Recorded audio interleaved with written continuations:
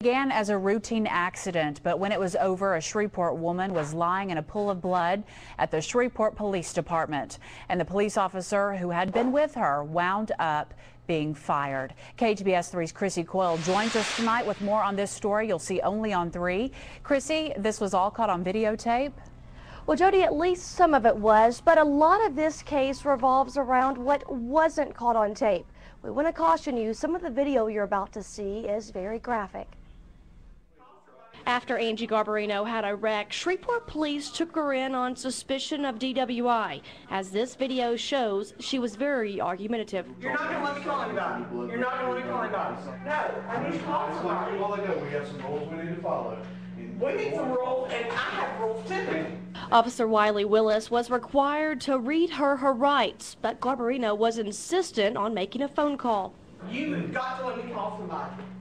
No, I'm calling you. You can't not let me call anybody. You can't. Put your hand behind the back. Are you serious? Oh my God, you know. The rules you have to follow, man. At this point, the officer did not take her to jail, and things got worse. I have a right to call somebody right now and know that. Is this on the record? Yes, ma'am. It's good. Stop pulling away from me. No, I'm pulling away from me. Don't you touch me again. Don't you touch me again. Garbarino later got up to leave. Get away from me! Get away from me! Get away from me! Ow!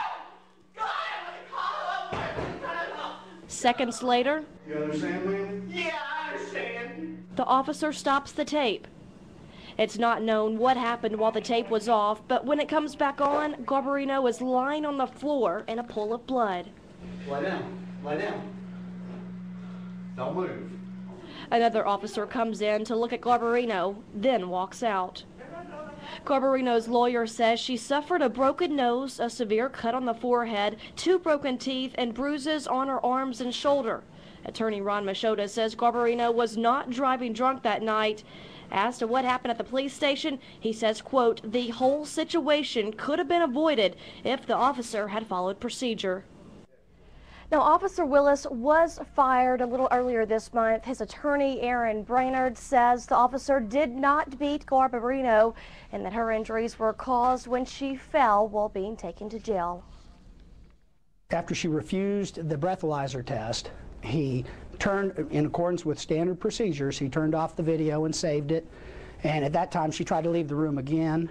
He tried to stop her, and in that process, she fell and injured herself. Although very unfortunate, her injuries were caused by her own erratic behavior, her failure to comply with lawful, reasonable, and standard instructions for arrested persons. Now, Brainerd says Willis turned the camera back on to document her injuries. Police administrators decided not to file charges against the officer, saying no one knows for sure what happened. Police Chief Henry Whitehorn issued a statement saying it was something that needed to be handled internally. Jody says there was not enough evidence to pursue criminal charges.